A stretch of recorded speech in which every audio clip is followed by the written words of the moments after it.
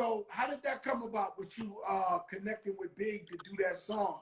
Shout out to Tracy Waples. That was Tracy Waples' work. She's the reason I even got signed to Def Jam. I owe her a lot of gratitude and respect, man. I'm gonna give her roses while she can still smell them.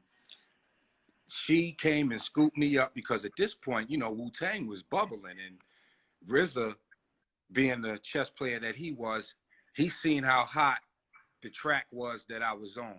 Not meaning the music, meaning my career.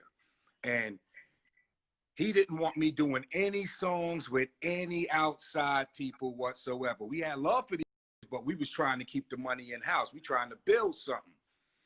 So Tracy come and scooped me, and I had already liked Big, and he had approached me outside the Muse. Yeah, it was the Muse. Yeah, he had performed that night. I think Yo-Yo performed that night, and we performed. But yeah, he asked, you know, and I remember my boy Ruckus had told me, I'm scatterbrained right now, but my boy Ruckus told me, if you ever do a song with this cat. And he played that song, Me and My. It was a promo. But I had already heard Biggie before that through Dan Smalls, who gave me the Uptown MCA CD soundtrack for Who's the Man. And Yeah, he was that on there with party. Party and exactly. Right? So I was already a fan. So when Tracy came and scooped me that night, it was no question I was going to do it, but it was sneaky. We rode out to wherever. I think it was Daddy's. I'm not sure. We was in some studio. Easy Mo B was there. Puff was there. Me and Tracy. And I remember the atmosphere was so cool in there. It was so cool. Me and Puff, we was even playing Torture, going back and forth. And it was a nice night, man. And contrary to what everybody think, Biggie wrote his verse right there, and I wrote my verse right there. Wasn't no off the head. It's straight, you know, bars. It was bars. So you mean pen and paper? Yeah, pen to paper, but then his verse changed. The verse that's on the actual LP is different from the one he wrote that night.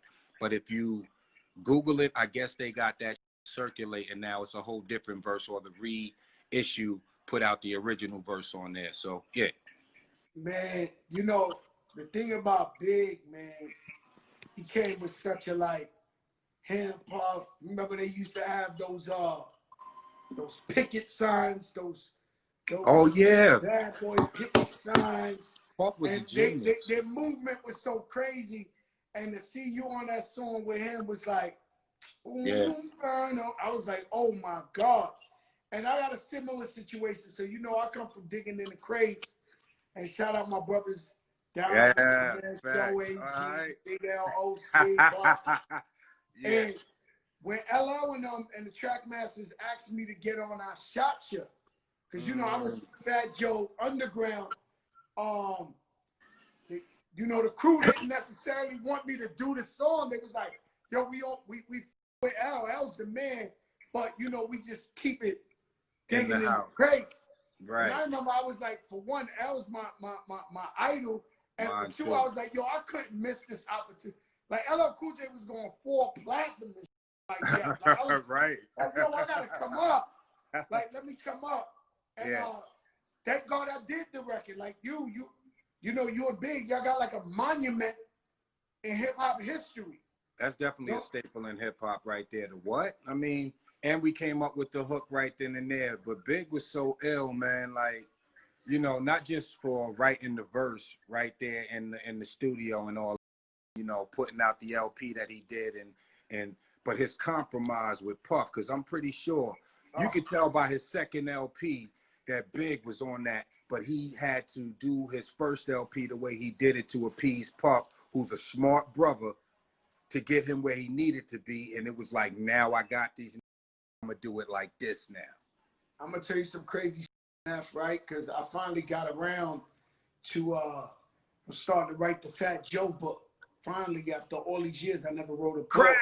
Crack. And I just got to Don Cartagena, my single that I had Puff on. And as I'm telling the story in the book, it's bugged out because Big had told me he was going to do a song with me, right? For my album, right? So when I went to Big, Big was like, yo, I'm not disrespecting in no way, but he told me, yo, you know, Puff blocking. You know what I'm saying? Blocking. I told him, you my brother.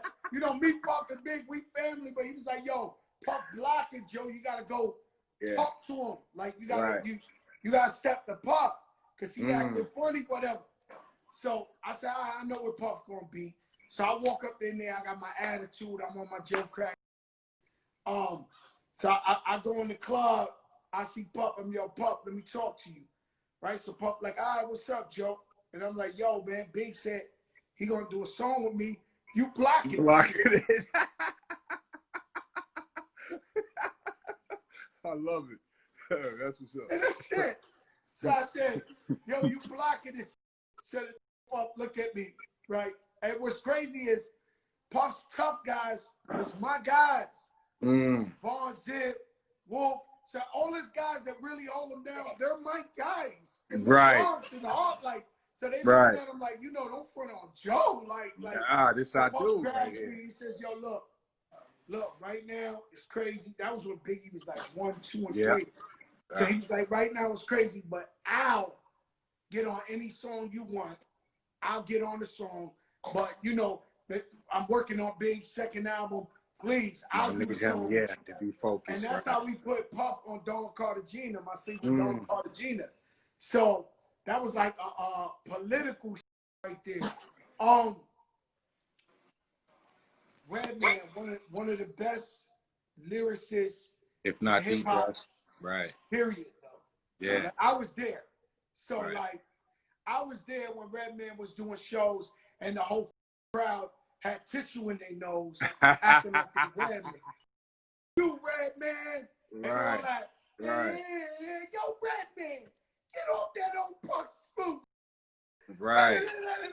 Yo, and he's still so like that, focused. I love that dude, man. He worked, man. That's what he do. How